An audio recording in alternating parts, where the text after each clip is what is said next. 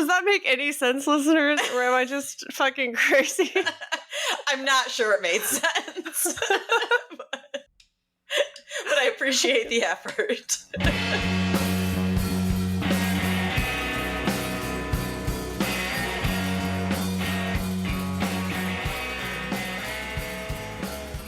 I guess we can just get started. Okay. I will say all the cats are gone. The door is closed. You can see I've set a metal magazine rack on top of a storage cube in front of the door because the house is 115 years old and the door doesn't close all the way. Hey, mine's not that old and none of the doors close anyways because they've slapped like 400 coats of paint on each one. Ugh, sounds about right. Yeah. I'm starting to get excited to move. Me too. Oh, that's... We can talk about that. Yeah. We can talk about that. Okay. Hey, friends. Hi. And welcome to Pickles and Vodka, the mental health podcast. The mental health podcast where your comfort is not our priority. Oh, boy. I'm Christina. And I'm Lauren. And I told myself I would not laugh as much on this episode. But I think I do more out of the two of us, and I'm always telling myself, stop that. It's okay, you know? We won't always feel like laughing, and we'll look back at those days and be like, why didn't I laugh more? Anyway, today we're going to be talking about a topic of my choosing, which I totally did not pick this morning. You sound like me. Yeah, well, I was going to say, here's my teaser. You know how I always research the hell out of things and have a lot of data? That's not going to be this episode. Okay. It's going to be more of a general topic episode like we used to do. Okay. So I'm curious to see what will come of it. Mm-hmm. But first, Lauren, where are you at? A roller coaster? I was going to say not great because the last few days have not been great. But then I realized, as was teased up top, I haven't told the big, humongous news, which is the day after we recorded last time, I looked at some condos and really, really liked one of them. And my realtor she's been doing this for 20 years and seeing them. And she's like, this is a really good one. And if you are interested, it will go fast. So I thought about it on hyperspeed. And later that day was like, okay, let's do it. Let's make an offer. And they accepted by that night. Oh shit! Yes. So you have a condo, yes, essentially. Yes. Oh my god! Wait. How do I? You know what? It's been too long.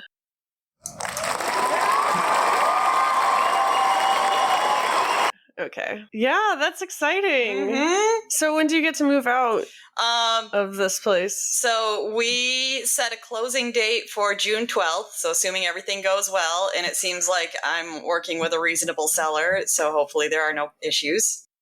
Then June 12th. My God! Like a month and a half.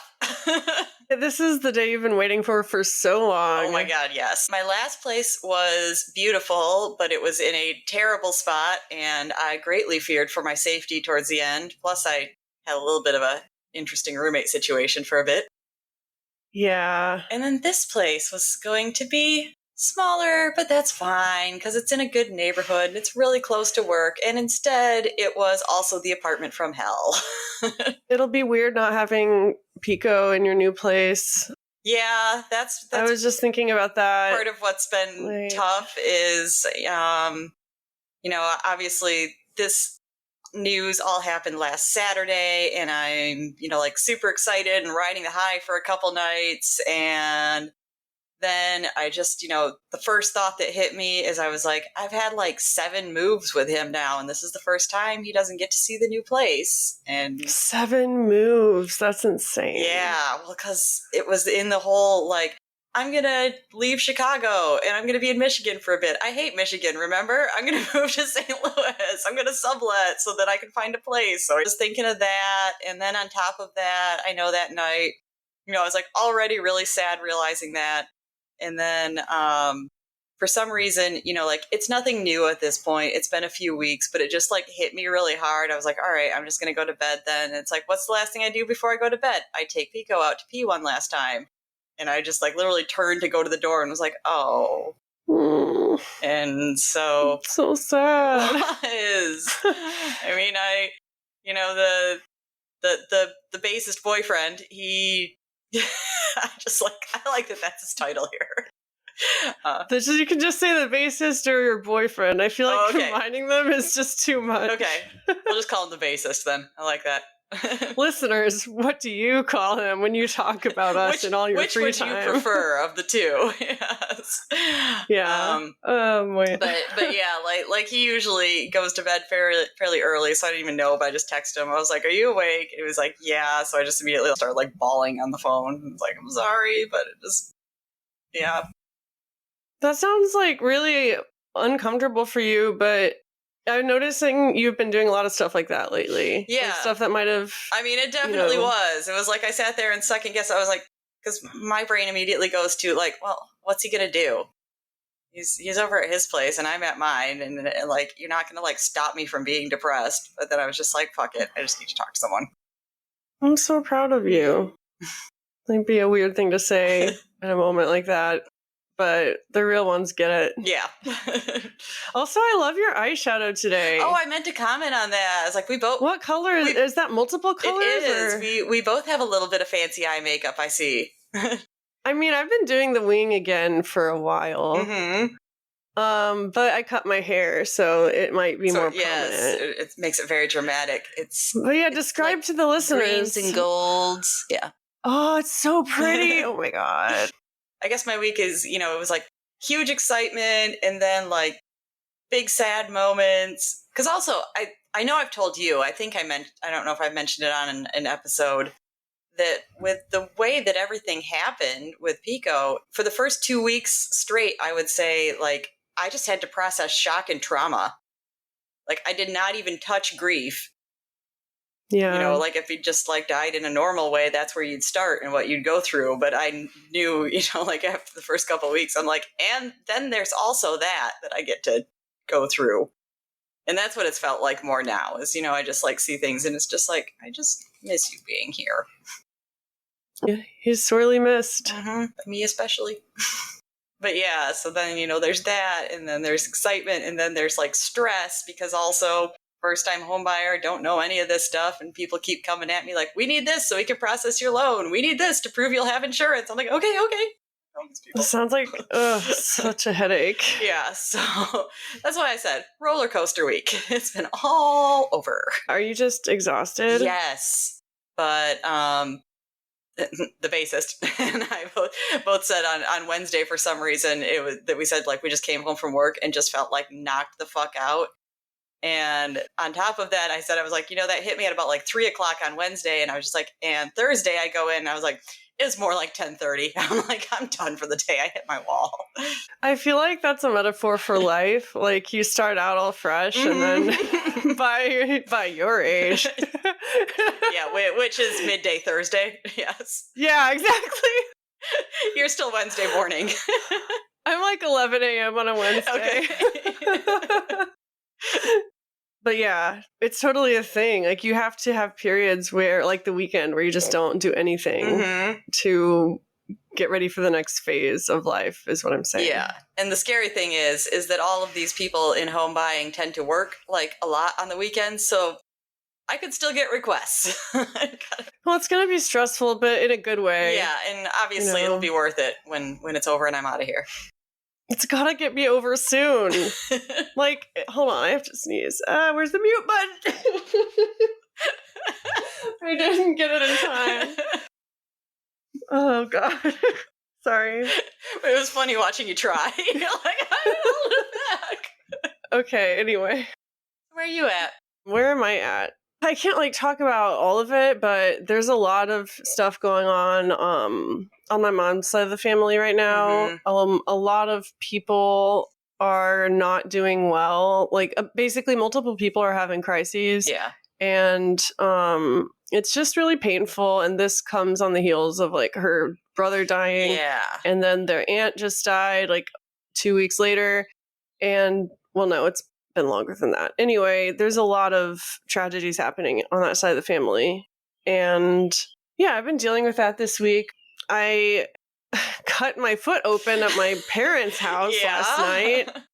I've been filing for my dad. He's paying me, which is nice. And also, I'm a historian, so I love going through all the old files and finding gems, like old family newsletters from 2002. I would enjoy that too. It's really enjoyable. But last night, I was sprawled on the floor with my up to my elbows in a filing cabinet, and then I feel this little sting, like when you sit on a Lego or something. Yeah. And I look down, and there's just blood bubbling up from my sock. Like an insane amount of blood. Yeah, that's crazy. And it was insane. And so I grabbed my mom when she found out. The first thing she asked was, "What about the carpet?" There was a tiny bit of blood on the carpet. Okay. It wasn't that bad. But yeah, it ripped a gash in my sock. I had to throw the sock away. And it was just covered in blood. Because I saw the picture, and that's what my first thought was, how big was this piece of glass in the carpet? It was long and thin. Oh, okay. Yeah, and I found another one after. Listeners don't need to know that, but... And then I've been working a ton, which is good because I'm saving up to move, but I've just had either no free time or too much free time when I shouldn't be having free time. Yeah, when is your expected move? I feel like... So my lease ends in September. Oh, hey, we'll be close again. Oh my God. When are you moving? Well, you just told me. Yeah, I mean, the close date is June 12th, so I would, of course, move a bed over and immediately start sleeping there, but I still, I'm not done with this place until August, so I can just, slowly move things if I want. So yeah, we're probably going to end up moving in August, me and my sister, because that's usually how things work. There's usually a little overlap. That's a good It's time. so exciting. Yes. It's so funny. We did this before too. We were both moving at the same time. Oh my God. So Janai actually checked in with me after we published that episode. They were like there's a tone shift between our intro and the episode that we did 2 years ago. Oh boy. 3 years ago at this point? Yeah. I don't fucking know. When we were both moving. I feel like we need to address that. Yeah. I was with a man and we were getting a place together, the same place that I'm here now. But the circumstances were totally different. I was living in denial that I was queer. I didn't even know it at that point. I was working a job that I hated, but making a lot of money. Everything was good on paper. And I was completely falling apart, but really, really trying to swing the other way and pretend like I absolutely am not, so nobody sends me to treatment. Yeah, that was happened before, about 6 months later. That was oh my God, before all this shit happened. Everything is so great. Yeah. It's insane. We were different people. That is wild. I want to listen to that now. I stopped listening when we were talking about the apartments. Yeah, I couldn't stand. I understand hearing certain names, especially. Yeah, and I don't give enough of a fuck to go back and bleep out names. No, but I understand being I don't need to hear this right now. Yeah. Anyway, I've been really stressed and depressed, I guess, which is a weird feeling when I've been so go for so long. I forget that there's a reason that I'm always go because I want to ignore the feelings of depression. Yeah. And yeah, I guess it's because there's been so many crises in the family. I've been thinking about death more, and that's been bumming me out. As it does. / it's made me really fearful for people in my life. Yeah. And for myself. Say it makes sense because I know a little more of the background that it's just it's a lot of stuff weighing on you, even if it's not personally happening to you. You're affected by all of it. Well, yeah, and some of it is personally happening to me, which I'm not going to talk about it, but it's some people very close to me. So that's been interesting, being on the other side of it, because usually I'm the one having the crisis. Yeah. It's not very comfortable. It's a lot more comfortable being in that on the other side of things. It is. Which is a weird thing to say. But it's true. I get it. So that brings me to my topic, which is comfort. Oh. And or discomfort. Okay. I'm not sure which one we'll talk about Probably more. Both, yeah. The reason that I want to talk about it is, well, obviously I spend a lot of time uncomfortable. I live with discomfort, you might say. Not just physical discomfort, but psychic discomfort, emotional discomfort, So my therapist had me do this activity this week. She had a big piece of paper taped to the table and a bunch of tubes of paint. And she was like, this is based on a workshop I just did. I think you'll really benefit from it. Basically, you make a finger painting. Okay. But you either close your eyes or you don't look at it. Okay. You just kind of feel for the parameters, for the boundaries of the paper. And you just kind of, without worrying about how it looks, you just kind of push the paint around and focus on like what comes to mind. I couldn't last 30 seconds without talking. And I could not close my eyes either. I was surprised by how uncomfortable I was. Like the discomfort was so palpable. And I told her as I was experiencing them, I was like, I feel self-conscious that you're watching me and that this is a waste of time because I'm not doing anything productive. And I feel like I'm almost performing. I feel like I'm not in the right mindset to do this. And then afterwards, I was like, you know what? I'm proud of myself for doing that. But even though I feel like it didn't accomplish anything, I did something really uncomfortable. And she was like, to me, that shows that you trust me, that you're willing to do something like that. Because like listeners know, anything somatic like that just freaks me out. Anything like focused on feelings in your body, it's like sensations. Yeah. I think I've done that a little more, so I'm maybe like slightly more comfortable with that than you, but I started off exactly like you, I would say. Well, and you're a performer and a dancer, like you do the aerial classes and stuff. But I feel like I have this brain that just like clings to logic so hard. So I think that's like whenever something like that would get brought up in therapy, you know, they would just be like, and where do you feel that in your body? I'm just like, I don't know. I can say something. I'm probably making up an answer because you want one. Yeah. And I feel like when I'm uncomfortable, it prevents me from being my authentic self. Well, okay. There's so much we could talk about. I'm going to start. I will read one definition. Okay. I'm sorry. No, sorry. So I wanted to just define comfort on its own. Like, what does that mean? So I like the Wikipedia definition because it focuses on mental health. Comfort is a state of physical or psychological ease, often characterized by the absence of hardship. Individuals experiencing a lack of comfort are typically described as uncomfortable or in discomfort. A degree of psychological comfort can be achieved by recreating experiences that are associated with pleasant memories, such as engaging in familiar activities, maintaining the presence of familiar objects, and consumption of comfort foods.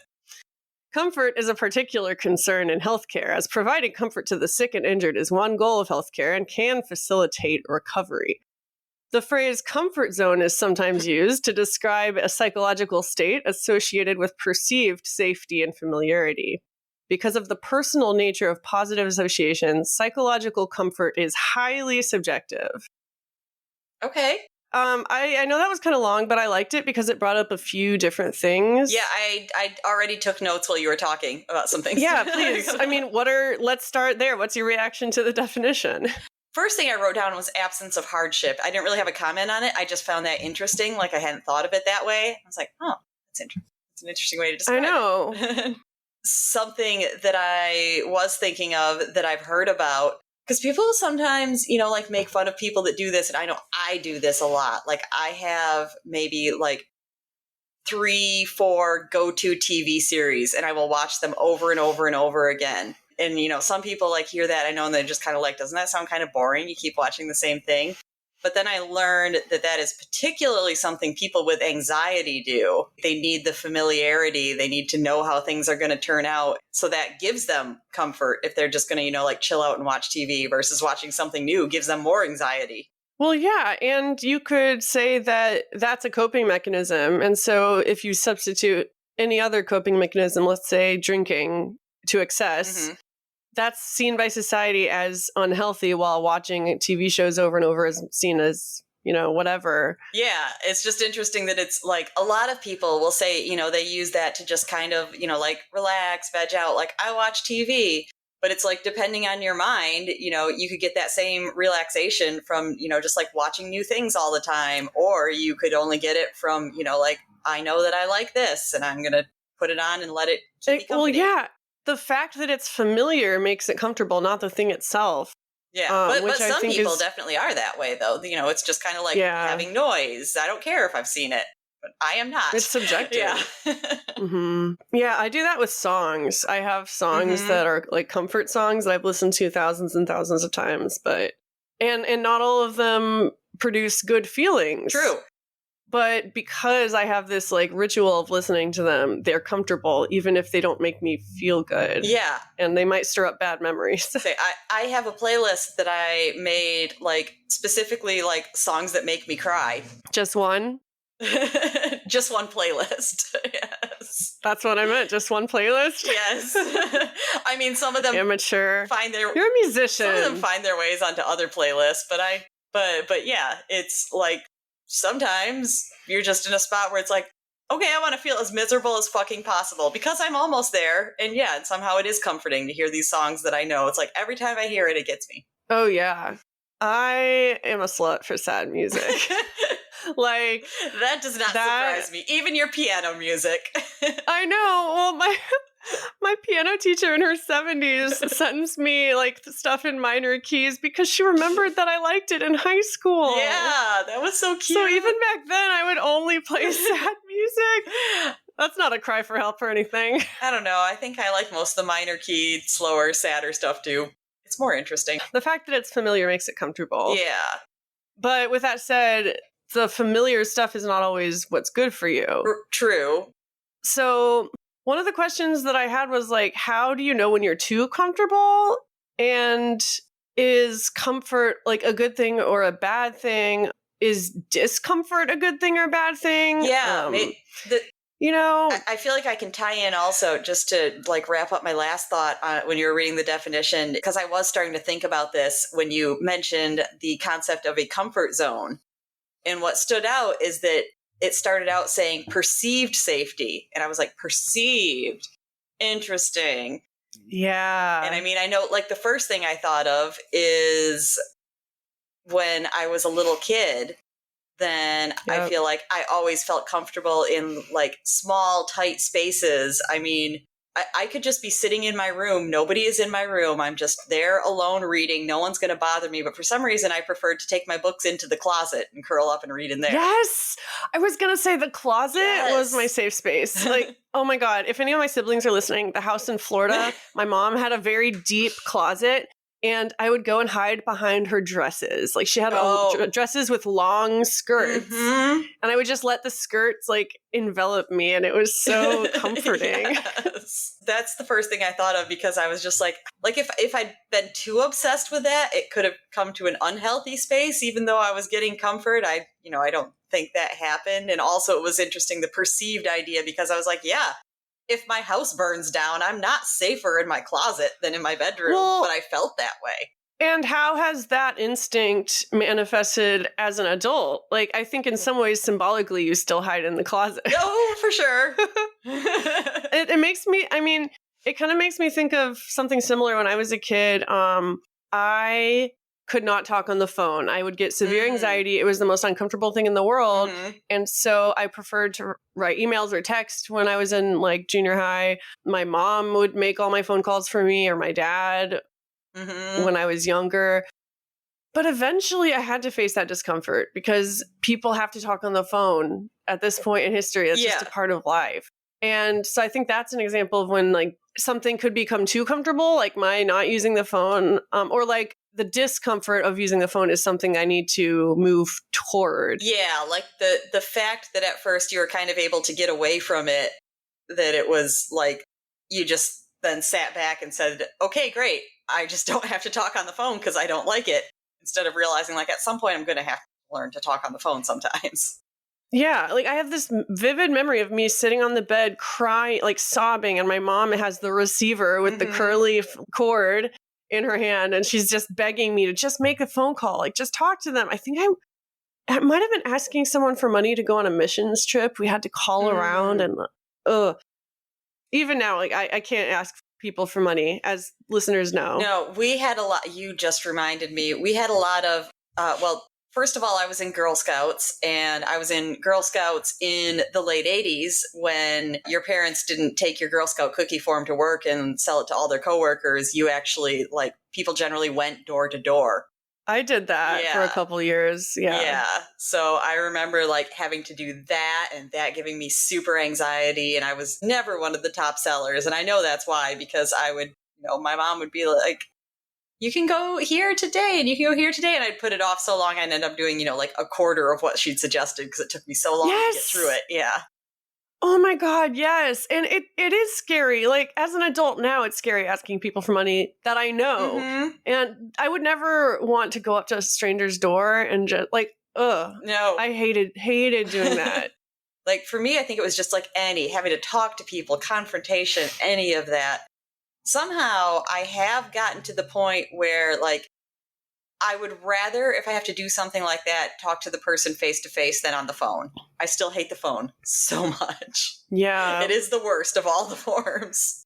It really is. I mean, even with friends, like I said, I get anxious calling them on the phone. Like, that's why I much prefer voice messages. Yeah.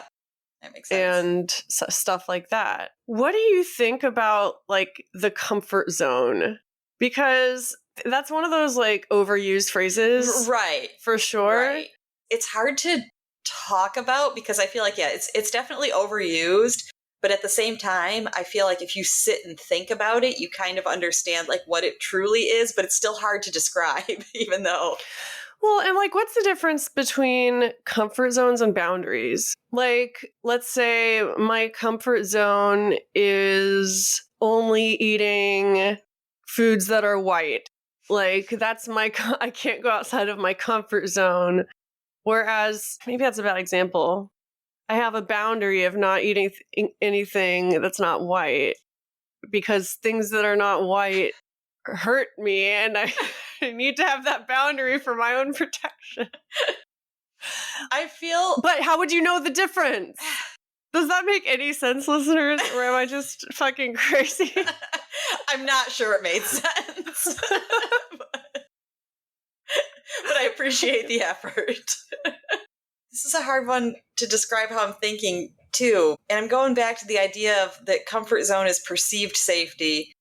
But I feel like boundaries are actually made to keep you safe. And at the same time, I'm recognizing that sometimes you could set a boundary and, you believe it, but it wasn't necessarily a good one. So, they may not, but I guess maybe that's more like from the intent. Because even if that happened, I do believe a person sets a boundary because they genuinely believe that it's best for them. They genuinely believe it's going to make them better, keep them safe. A comfort zone, I feel like sometimes feels like you know that it's just an indulgence. That's so interesting that you say that, especially like the word perceived discomfort. Wait, did they even say perceived discomfort? Perceived safety is what I wrote. Yeah, perceived safety and familiarity. I have a story from the first time I went to treatment. I was actually looking for this piece of paper before we started recording. It's a piece of graph paper. Because there was this girl that was in treatment with me. We were all like 15, 16. And she would take these pieces of graph paper, and in each square, she would draw a little part of a design. But when you zoomed out and saw all the squares together, it was this really intricate design. And then she would turn those designs into borders around like a quote, an inspirational quote or something. So one day she gave me one that said, "Embrace the uncomfortable." I can't remember if it was something I had said in group or if I was talking about comfort zones or what. But for some reason, that became my mantra. Okay. And I kept the piece of paper because prior to that, I know I always bring it back to my religious background, but you're taught that, if something is comfortable, it's sinful. Or like comfort is a bad thing. Comfort means stagnancy. Comfort means indulgence. And I think to this day, I kind of view comfort as this bad thing. And so I do feel guilty when I let myself be comfortable. Okay. So in that way, like, the discomfort that I put myself through has become comfortable. Yeah. if that makes sense. And I mean, that part for sure. I feel like both of us have found like putting ourselves in discomfort is the comfortable option. Especially when you don't feel comfortable like in your skin. Yeah. Or in your brain. Like we have to face those parts of ourselves like every day. Yeah, that's interesting. Like that, you know, like both of us, how we deal with that is shifting the discomfort. That it's say more about that. Well, because you were saying it's like a lot of it comes about because you are just like, I don't feel comfortable with who I am. I don't feel comfortable in my own skin. And so it's almost like that's a discomfort that like you can't wrap your brain around. So you're just like, let me go to this one I totally understand. Here's discomfort that I get. And that somehow becomes comfortable. Well, and it's so subjective too, because sometimes, like, how do you know when it's a righteous discomfort? Like, I have this problem with lying to people I love. I should be uncomfortable with that. Again, this is like from a very black and white viewpoint, but that's what I think. And then it's like, I equate parts of me, like my weight, to lying to people. I'm like, I should want to change that. I'm uncomfortable with it. But like, how do you tell the difference? Yeah, I was thinking of it more as like the idea that, yeah, like I feel like no matter what I do, all of these people don't like me, and that's uncomfortable because I don't know how to change that. You know, it's just how I am. And then it's like, but I can starve myself or, you know, binge and find ways to compensate. And those all make me feel miserable, and that's discomfort. But I've done it and I know how it works, and there's familiarity, and somehow that makes it comfortable. It's being a martyr. Yeah, it's like, I don't like this discomfort that I don't understand, but I understand this one. So if I have to have discomfort, let me make this one replace it. Well, and in Christianity, at least, I think like discomfort is rewarded. So yeah, like, especially if you felt like I should be in discomfort. Yeah, discomfortable. That should be a word. I wrote down a quote that I wrote in 2010 on 420 before I knew what that was. Even better. Who am I to refuse God just because the thing he requires of me is uncomfortable? I will be his vessel and I will let him speak through me as he wishes. Gross, first of all. I was wrestling with whether or not I should give my testimony at student chapel in my private Christian school. Oh boy. I was, as I said, severely anxious. I was anxiety. We're just inventing language this episode, guys. Hope you're here for the ride. It's been a long week. Yeah. But yeah, I was like, the fact that it makes me uncomfortable means I have to do it because I feel like God wants me to do it. And who am I to deny God? And I don't know. I'm trying to think of ways that translates now that I'm no longer a Christian. I still kind of do see myself as like supposed to do the things that are uncomfortable. Like that mantra, embrace the uncomfortable. I saw that as really motivating. But now, these days, I think I push myself to be uncomfortable. Like I won't let myself be comfortable, and it's harming me. And so, like it started to feel like I'm not really like improving myself or making things better unless I'm uncomfortable, because it always was before.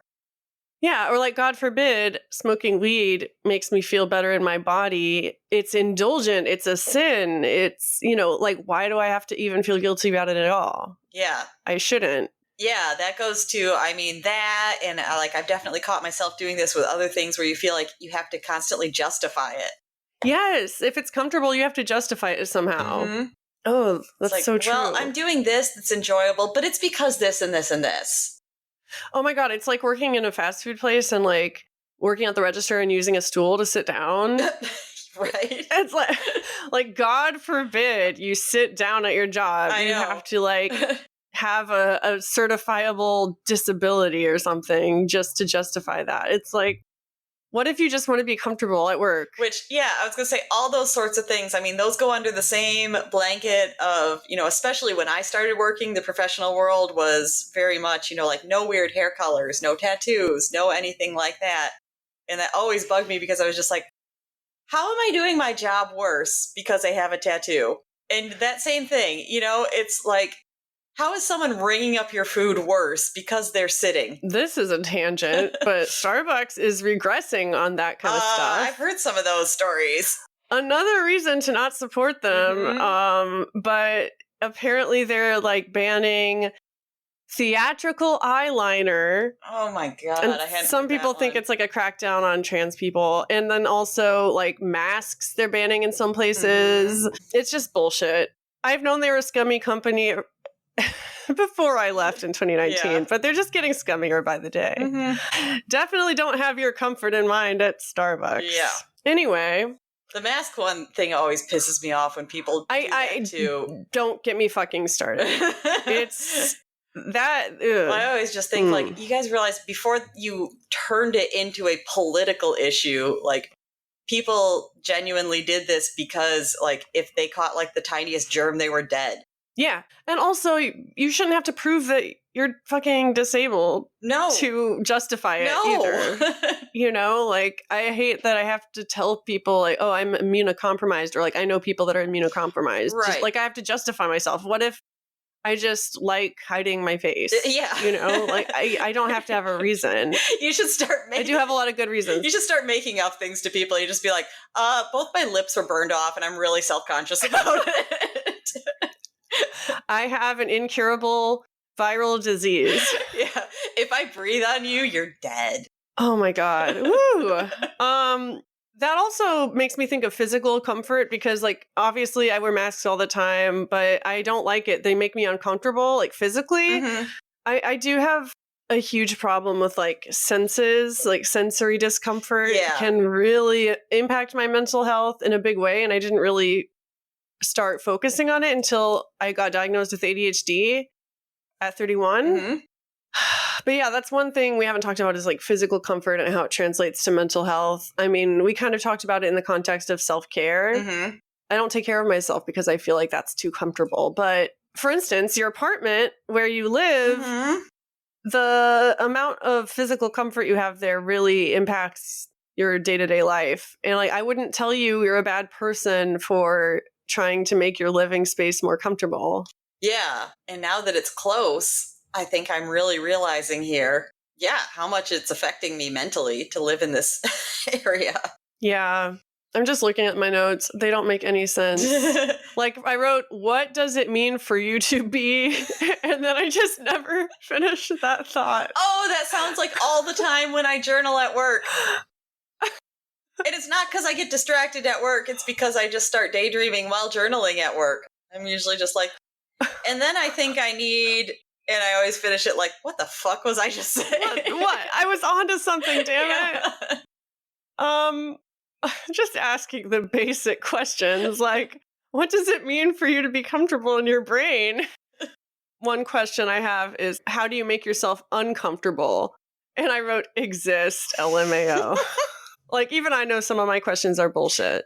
Something that I have noticed about myself that I've wondered sometimes, do I do this almost to a detrimental degree, is I am big into delaying gratification. And I mean, you know, I can see starts of it when I was a kid. For some reason, my example is a lemon meringue pie. Like, okay, I had an order that I ate things in because you want the best last. Of course. Yeah. I did the same thing. But I mean, like little things like that. And I've noticed it turn like, just like affect my life to this day. I'm trying to think of a good example because I know there are things that it's just kind of like, I know at the end there's one good thing and it's just kind of like, I'll just keep putting it off and putting it off. Yeah, I do that too. Like I won't let myself enjoy a TV show unless I put in so many hours at work or like cleaned the living room or something like that. Oh, I know a good one, or maybe it is. It's kind of silly, but it's just like certain beauty products, like particularly like shampoo and conditioner. I always seem to end up having like several different ones. And I'll find, you know, say I've got like 3 shampoos in my shower and I have one that's my favorite and makes my hair feel amazing. And instead of using that, then I'm just kind of like, but I got to use all these other ones and then I'll work up to this. And when I have it, it'll be amazing. You want to save it. Yes. But then what's going to happen is I'm going to get hit by a bus and my hair will smell like cheap shampoo because I didn't fucking use the nice shampoo. Right. Why is that the example that popped into my head? I'm fine, guys. I promise. Okay. Yeah, and I do that right now because I also I'm really into perfume oils. Since I learned, I don't know, something, maybe like 5 or 6 years ago now, like I could never wear perfumes. I think it's because like commercial and drugstore perfumes usually have a lot of like caustic, like alcohol and things like that in them, and they give me an instant headache. So perfume oils that are just the pure oil don't do that. Since I discovered that, I've gotten really into scents. But I have 8 of them lined up here, and I know that Nice. that's what I'll do is like I will never wear my favorite one on a Monday because it's like, why would I waste that on a Monday? Oh my God, yes. Or saving your nice underwear for like when you leave the house to go to therapy, even though you're not gonna, no one's gonna see it. Exactly. And that's why, sometimes I catch these things and that's what I think too, is I'm just like, perfume oils last like a million years. And I'm saying like, I can't use. Also, they're cheap. Yeah. And I'm just like, I can't use this one until it's special. And I'm just like, no, you know what? I'm going to die and I'm going to have all these like half bottles of perfume that I never used. You know what it is?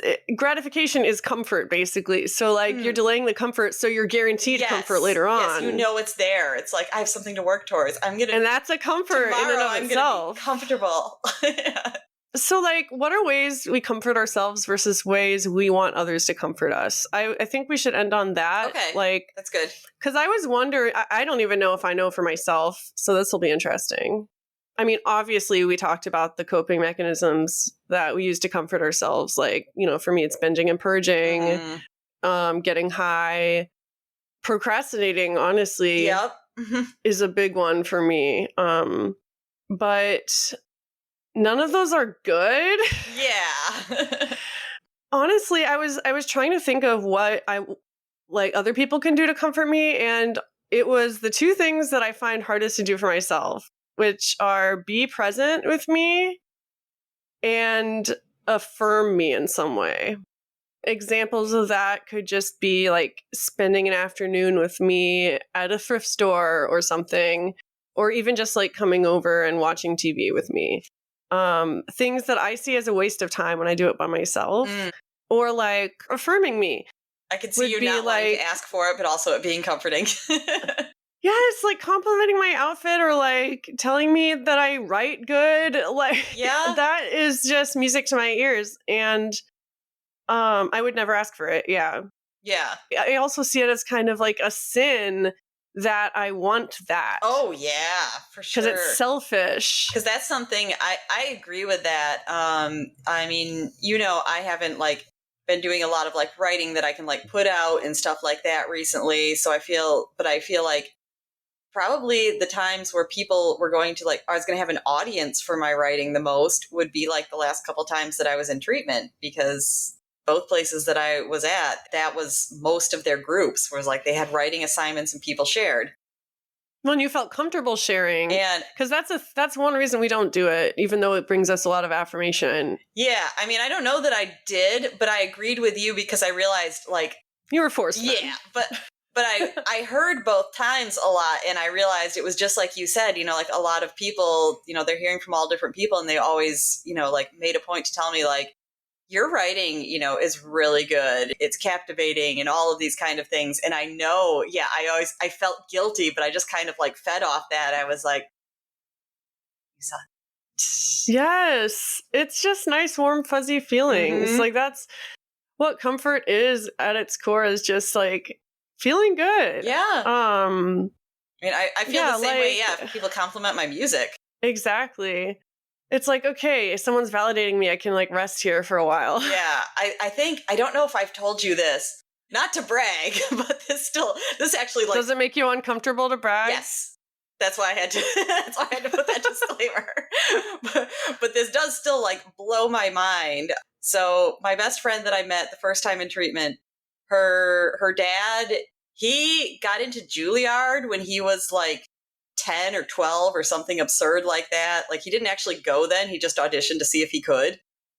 And, and so like he got in super young. He's taught in several different countries. He's a piano professor. He's got a bunch of like performances on YouTube because wow. He's like a very good piano player, very well known. So when her and I were in treatment, the first place, they had a piano and I would play on it.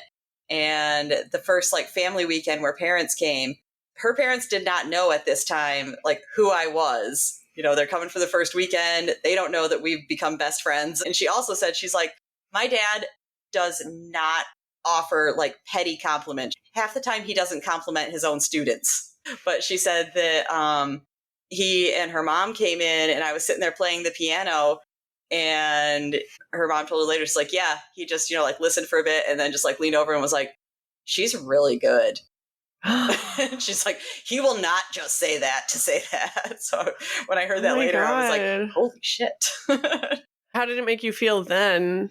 I think it just kind of, like floored me and shocked me. And it was the same thing. It was just like, it felt amazing because it's like just stressed how much this is unsolicited. This is true. But also, it was immediately like backlash that was just like, why do you think you're so great? Oh my God. I have a funny story we can end on. Okay. Have you heard of Awana Club? No. It's Or it might be one of those things once you talk about it, I realize I did. So it's a weekly meeting, kind of like Cub Scouts or Girl Scouts. It's Christian. Mm-hmm. It's basically kids of different ages memorizing Bible verses and singing songs and doing crafts and stuff. Okay. And you get different pins for different verses you memorize. So like, now that I think about it, the whole point was just memorizing Bible verses. I do remember having these long like flashcard things, and they were all the books of the Bible in the New Testament, and you had to memorize them in order. That's so funny. You say that because literally just last night I was talking to someone from Peach. Nikki was at my house. Oh, yeah. And we were talking about how neither of us can remember any Bible verses anymore. Yeah. Because I feel like that was a thing, like memorizing the presidents. Like, do kids still do that? I don't know, because again, I did go to Catholic elementary school. Like, apparently there's a song about, I think, the states and their capitals, maybe, that like everyone that... Well, I mean, there was that. Everyone that was a public knew, and I didn't know them. we had to recite the American, what's it called when you... The Pledge of Allegiance. Yeah.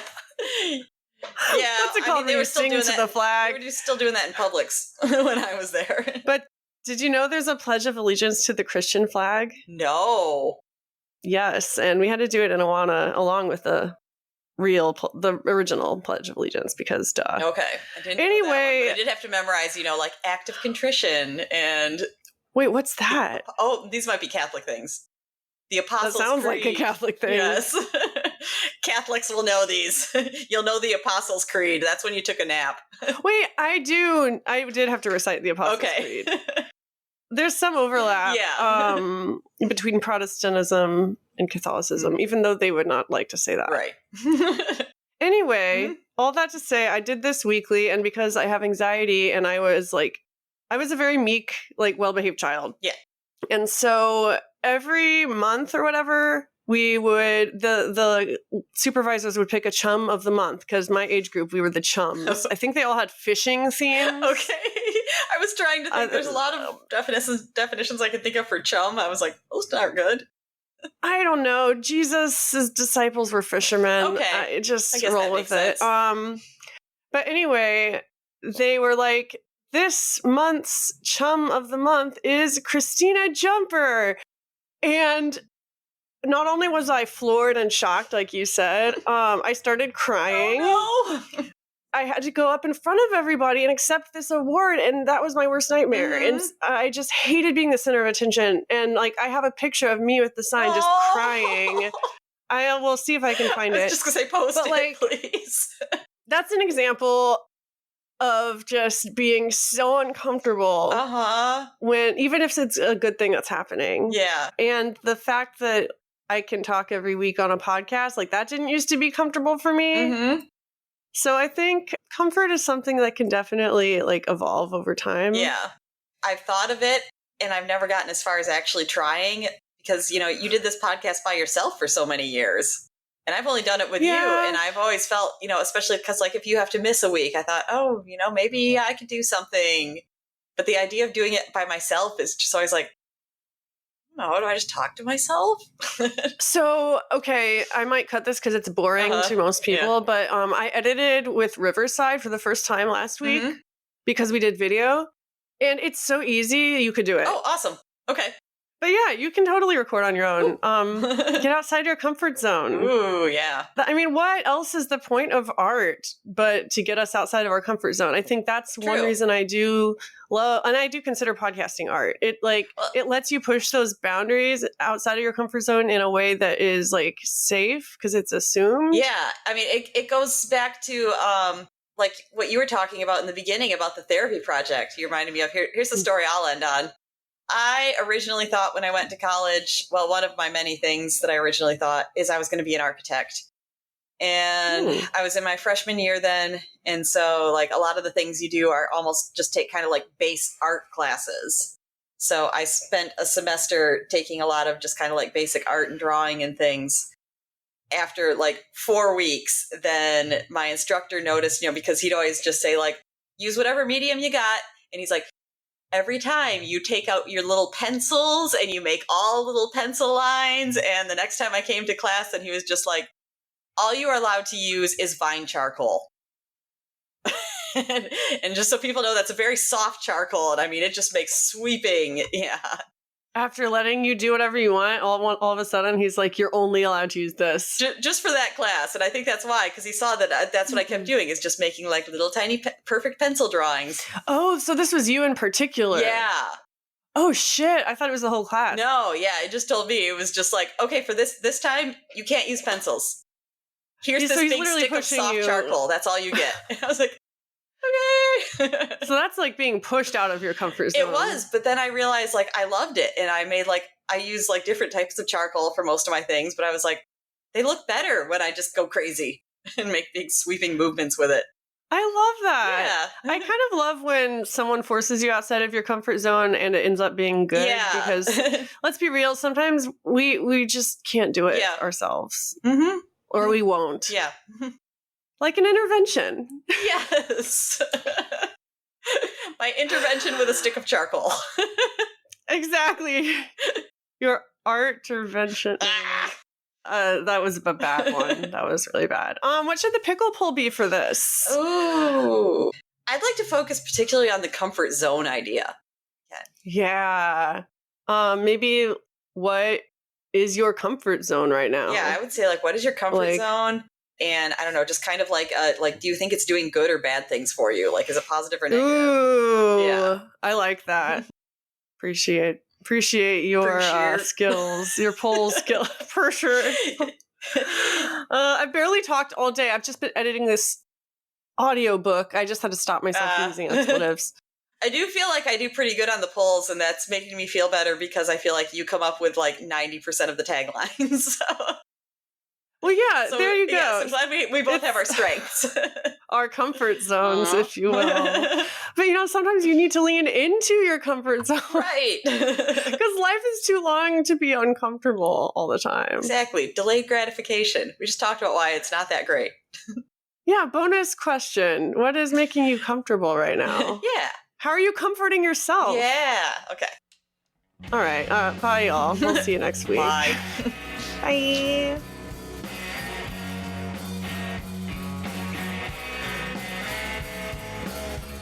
If you like what you heard, tell a friend about the podcast. You can send them to picklesandvodka.substack.com, where they can listen to our entire catalog and find our newest merch.